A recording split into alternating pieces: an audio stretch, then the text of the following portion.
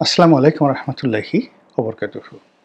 সম্মানিত দর্শক, বাংলাদেশে সম্ভবত আমেরিকার যে ডিপ স্টেট পলিসি এটির সেকেন্ড ভার্সন, দ্বিতীয় সংস্করণ প্রকাশিত হতে যাচ্ছে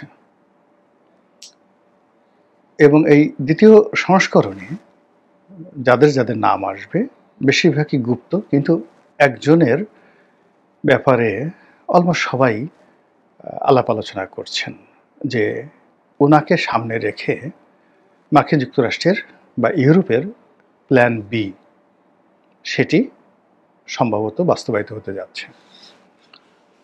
সেই মানুষটির নাম হলো মিস্টার শহীদুল আলম বা মিস্টার শহীদুল। তার পুরো নামটা আসলে আই ওয়াজ নেভার অ্যাটেন্টিভ, তার ব্যাপারে আমি কখনই অ্যাটেন্টিভ ছিলাম না।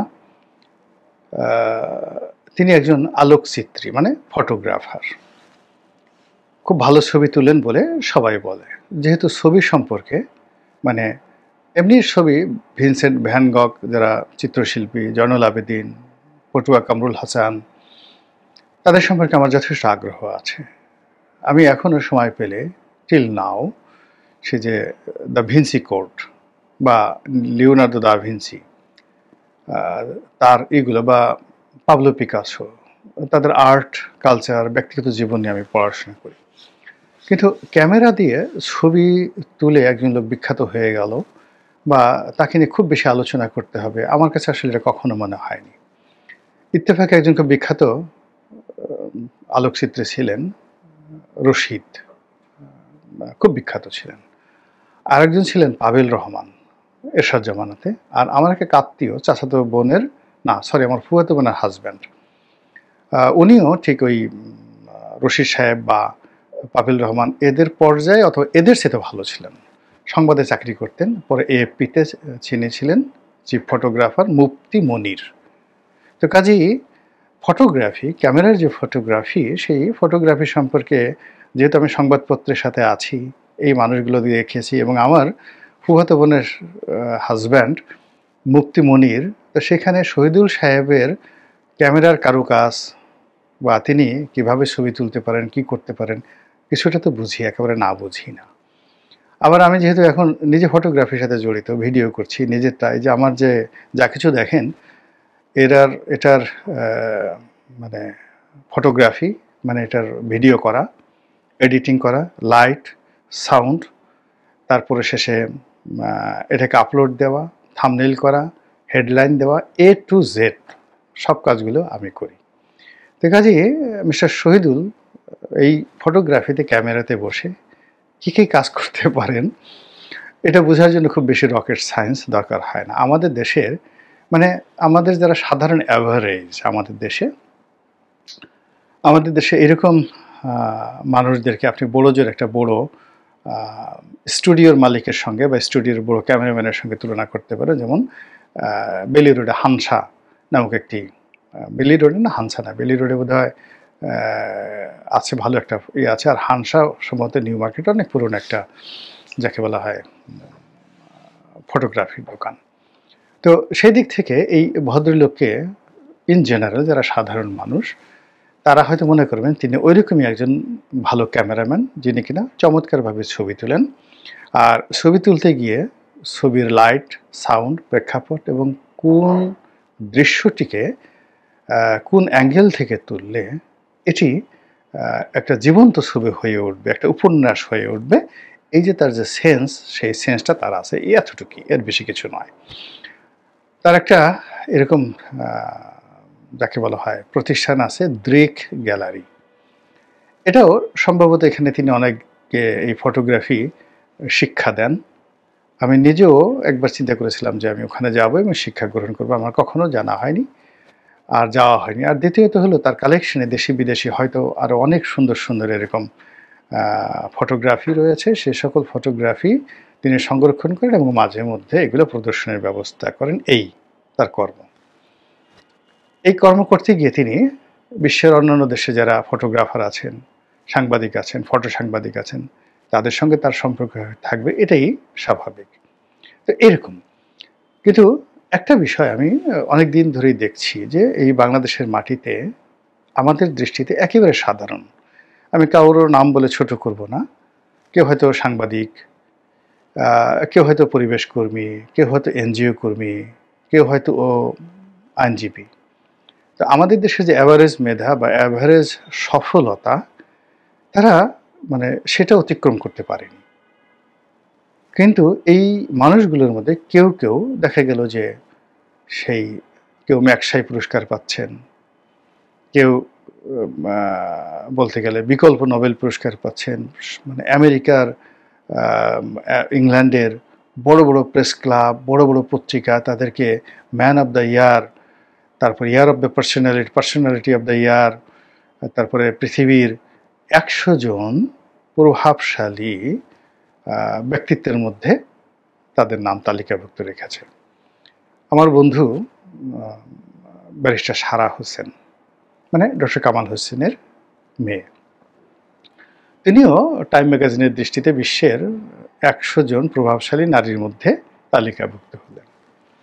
আচ্ছা বলেন তো, বাংলাদেশে ব্যারিস্টার সারা হোসেন এরকম পৃথিবীর 100 জন প্রভাবশালী নারীর মধ্যে শক্তিশালী, এইরকম একটা সাইনবোর্ড নিয়ে গাড়িতে নিয়ে যেয়ে এই রাস্তা দিয়ে বিশ্বের 100 জন প্রভাবশালী নারীর মধ্যে অন্যতম শক্তিশালী একটা নারী যাচ্ছেন, এরকম একটা ব্যানার ফেস্টুন সম্বলিত একটা গাড়ি যদি ঢাকা শহরে ভ্রমণ করে, আর সারা হোসেন, ব্যারিস্টার সারা হোসেন সেই হাত ঝুলিয়ে ঝুলিয়ে জনগণকে শুভেচ্ছা জানাতে যান, আপনি বলেন তো কান্নার রোল পড়বে না হাসির রোল পড়বে? কি অবস্থা হবে বাংলাদেশে? তো এইরকম পৃথিবী অনেক সময় অনেক কিছু করে, আর আমরা এই বাংলাদেশে কিছু লোক এটা বুঝতে পারি না। তো তদ্রূপ মিস্টার শহীদুল, এই তাকেও দেখা গেল যে এরকম যে পরবর্তী নোবেল পুরস্কার আসলে মিস্টার শহীদুলকে দেওয়া উচিত। তিনি শেখ হাসিনার জামানাতে বেশ কিছু কর্মকাণ্ড করেছেন, হাসিনা বিরোধী বিভিন্ন স্লোগানে তিনি মুখরিত ছিলেন। তারপরে জেল খেটেছেন তিনি সহ আরও কেউ কোনো লোকজন আছেন, আমি নাম বললাম না তাদের, সবাই আমার আপনজন। তো সেই কাজ করতে গিয়ে তিনি কখনো রাজু ভাস্কর্যের নিচে, কখনো শাহবাগে, তিনি তার নিজ স্টাইলে গেছেন, কথাবার্তা বলেছেন, জেলে গেছেন, শক্তিমতো দেখানোর চেষ্টা করছেন। তাকে যখন জেলে নিয়ে যাওয়া হলো তিনি স্লোগান দিয়েছেন মহাবীর আলেকজান্ডারের মতো। তো এরকম আমরা দৃশ্যগুলো দেখেছি, কিন্তু তার কোনো বক্তব্য এদেশের সাধারণ মানুষদের কাউকে মুগ্ধ করেনি, আকর্ষণ করেনি, আমাকে করেনি, কখনো করেনি। অথচ পৃথিবীতে মানে আমেরিকার ভাবসাব দেখলে মনে হয় যে তিনি আসলে আমেরিকার প্রেসিডেন্ট হওয়ার উপযুক্ত। ডোনাল্ড ট্রাম্পের পরিবর্তে যদি শহীদুল আলম উনি আমেরিকার প্রেসিডেন্ট হতেন, বোধহয় আমেরিকার অনেক উন্নয়ন হতো। তো এরকম একটা ভাইব, যেমন এখন এর আগে তারা অং সান সুচিকে এইভাবে তৈরি করেছে, তারপরে ইউসুফ মালালা যাই, তাকে মালালাকে তৈরি করা হচ্ছে, তাসনিম জারাকে পাঠানো হয়েছে বাংলাদেশে। তো এরকম শহীদুল আলমকেও কি করা হয়েছে আমি জানি না, কিন্তু এখন এই যে তাকে ফ্লোটিলা, এই নামও মনে থাকে না। মানে একদিকে ইসরায়েল তার সমস্ত শক্তি ব্যবহার করে এবং পশ্চিমা ফ্রান্স, স্পেন, ইটালি, পুরো ইউরোপের অস্ত্র, অর্থ, ক্ষমতা ব্যবহার করে গাজাকে মাটির সঙ্গে মিশিয়ে দিয়েছে। আর সেই সকল দেশের ইহুদি এবং খ্রিস্টান তারা আবার নৌকায় করে বা জাহাজে করে, ছোট ছোট জাহাজে করে, বিলাসবহুল জাহাজ, রিভার ক্রুজ জাহাজে করে ভূমধ্যসাগর পাড়ি দিয়ে, রেড সি পাড়ি দিয়ে তারা সেই গাজা উপত্যকায় উপস্থিত হবেন। এরকম 300-400 নৌবহর সেখানে যাচ্ছে, এটাকে ফ্লোটিলা এরকম একটা নাম দিয়ে তারা যাচ্ছে, এবং এর মধ্যে 200 জন, মানে 200 জাহাজ বা অনেক জাহাজকে ইসরায়েলিরা গ্রেপ্তার করেছে এবং ওই দেশে ওই জাহাজে যারা যাত্রী ছিল তাদেরকে নিয়ে গেছে। তো এরকম একটা জাহাজের মধ্যে জনাব শহীদুল আলম উনিও আছেন, যেটা এখনও গাজা উপদ্বীপের কাছাকাছি পৌঁছাননি। তো তাকে নিয়ে কিছু মানুষ উচ্ছ্বাস দেখাচ্ছে যে তিনি হ্যাং করে ফেলেছেন, ত্যাং করে ফেলেছেন। প্রতিদিন তার ফেসবুক স্ট্যাটাস তার ভিডিও ফুটেজ যেটা তিনি জাহাজে বসে বসে দিচ্ছেন, সেটা প্রথম আলো তারা আবার এটাকে ব্যানার হেডলাইন করে মানে প্রচার করছেন, শহীদুল আলম ইয়া করেঙ্গা, ওয়া করেঙ্গা, ট্যাং করেঙ্গা, ফ্যাং করেঙ্গা, আয়েঙ্গা জায়েঙ্গা। এবং তিনি সাগরে বসে একেবারে সাগরের সমস্ত নীল তিমিকে একত্র করে ফেলেছেন এবং সেই নীল তিমির বহর নিয়ে তিনি ইসরায়েলি সৈন্যকে গিলে খেয়ে ফেলবেন, এরকম একটা ভাবসাব। এবং তিনি যাওয়া মাত্রই সেখানে পুরো নেতানিয়াহু সরকার থরথর করে কাঁপতে কাঁপতে পড়েই যাবে, মরেই যাবে, এরকম একটা ভাবসাব, তার বীরত্ব। কেউ বলার চেষ্টা করেছেন এর শেষ কোনো সাহসী মানুষ হয়? এই একটা সাগরে করে তিনি সেই গাজার দিকে রওনা করেছেন এবং সেই গাজার দিকে রওনা করছেন। বাংলাদেশে কিছু হুজুর আছে, হুজুর মানে কি ইসলামপন্থী মোল্লা, তো তারা নিজেরা যেতে সাহস পাচ্ছেন না, সুযোগ পাচ্ছেন না, কিছুই করতেছেন না। তারা তাদের জন্য আবার সেই শহীদুলের জন্য তারা, যাকে সবাই ছবি শহীদুল বলে আর কি ঠাট্টা করে, তো শহীদুল আলম, জনাব শহীদুল আলম, তিনি একজন আলোকচিত্রী। আমি তাকে ছবি শহীদুল বলে ছোট করতে চাই না, বা ঠাট্টা হচ্ছে তাকে নিয়ে। তো তিনি যেন নিরাপদে যেতে পারেন, বা তিনি এত বড় ভালো একটা কাজ করছেন, আল্লাহ তাকে মানে জেহাদে কুল্লিয়া করার তৌফিক দান করুন, তাকে শেফা দান করুন, তিনি যেন ফিরে আসতে পারেন, এই ধরনের কথাবার্তা বলছে। আর এই ভদ্রলোক বয়স্ক মানুষ, তিনি কত বয়স হবে আমি তাও তো বলতে পারবো না।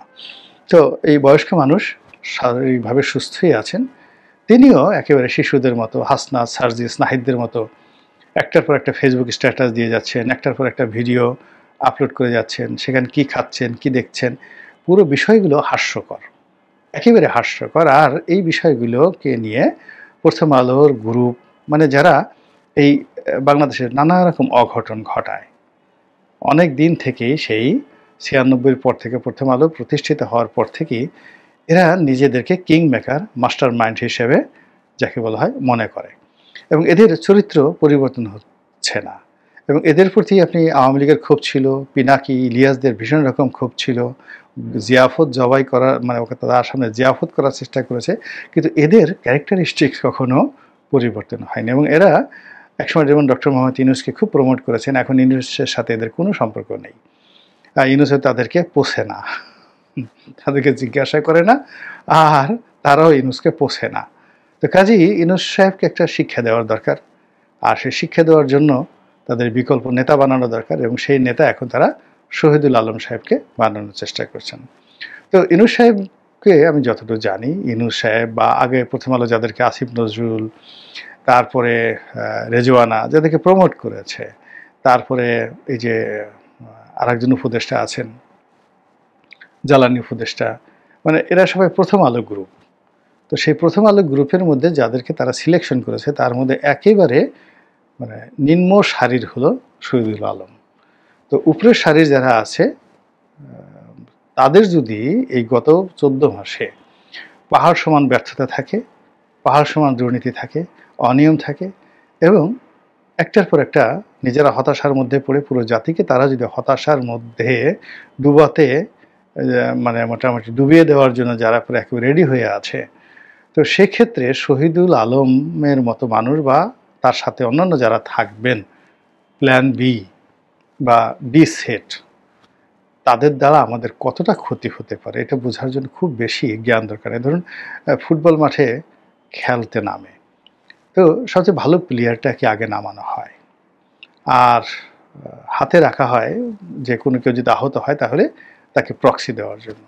তো এখন এই যে বর্তমান ডিপ স্টেট যদি এখানে কিছু হয়ে থাকে, ম্যাটিকুলাসলি কিছু যদি হয়ে থাকে, এদেরকে যদি কেউ আবার সরাতে চায়, সরিয়ে তার জায়গায় যদি প্রতিস্থাপিত কোনো কিছু হয়, এটার পরিণাম ভালো হবে না। আর সবচেয়ে বড় ব্যাপার হলো নিউ ইয়র্ক টাইমস কী বলল, তারপরে ওয়াশিংটন পোস্ট কী বলল, ইকোনমিস্ট কী বলল, আর সেটা নিয়ে আমরা বাংলাদেশের লোকজন যারা আছে খুব লাফালাফি করলাম, এটা আমার কাছে ভালো মনে হয় না।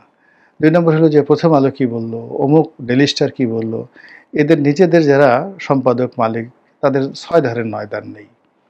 মালিক পক্ষ এর সংসার ছিল না, ঘর ছিল না, দুর্নীতির মামলায় মানে শেষের দিকে ছেলে মেয়েদের গণ্ডগোলের কারণে গ্রামে গিয়ে এই লতিফুর রহমান তিনি মারা গেছেন। এবং সে মারা যাওয়ার পর তার সন্তানেরা একে অপরের বিরুদ্ধে যেভাবে হত্যা মামলা করেছে, যা কিছু করেছে, তো সেই মালিকের পত্রিকা কি ভালো হতে পারে? এখানে সম্পাদক মিস্টার মতিউর রহমান আছেন। মতিউর রহমান তার ছেলে কি করে, তার মেয়ে কি করে, তার ওয়াইফ কি করে, ওখানে আনিসুল হক আছে, তার ফ্যামিলির খোঁজ নিয়ে দেখেন, কোথায় নিয়ে দেখেন, দেখেন তো কোথাও গিয়ে একটু মানে রেসপেক্ট করার মতো, অনুসরণ করার মতো কি কি জিনিস সেখানে আছে। এখন তারা আপনাকে একজনকে বললো যে এ নায়ক, আর আপনি তাকে বললেন নায়ক। তারা একজনকে বললো এ খারাপ, আর আপনি যেমনি খারাপ হয়ে গেলেন। তো এই যে বাঙালির যে মন মানসিকতা, একই অবস্থা ওই দেশের বাড়ি থেকে ইল্লু পিঙ্কুর নাম আসে, মানে পিনাকি ইলিয়াসের নাম আসে। এখন বলেন তো এই ইল্লু পিঙ্কু এদের কাছে আপনারা নিজেদের প্রিয়, মানে আপনার কাছে 1,00,000 টাকা আছে, আপনি এই দুজনের কাছে জমা রাখবেন, যে আপনাদের অ্যাকাউন্টে জমা রাখবেন। কে রাখবেন বলেন তো? আপনাদের প্রিয় সন্তান, ধরেন আপনার একটা কন্যা আছে, স্ত্রী আছে, এদের কাছে আমানত রাখবেন। কয়দিনের জন্য আমানত রাখবেন? 1 সপ্তাহের মতো আমানত রাখবেন। এদের কাছে একটা গোপন কথা বলবেন, এদের কাছে একটা বুদ্ধি নেবেন। দেখুন তো সারা শরীরের পা থেকে মাথা পর্যন্ত এদের কোথাও সফলতার কোনো চিহ্ন আছে কিনা? এদের চুল, এদের নাক, এদের ঠোঁট, এদের গায়ের রং, মানে কোনো কিছুর মধ্যে অনুসরণযোগ্য কিছু আছে কিনা, স্বাভাবিকতা আছে কিনা? যদি তা না থাকে তাহলে তারা কাউকে ভালো বললে সে ভালো হয়ে যাবে, মন্দ বললে মন্দ হয়ে যাবে। আমি জাস্ট একটা উদাহরণ দিলাম।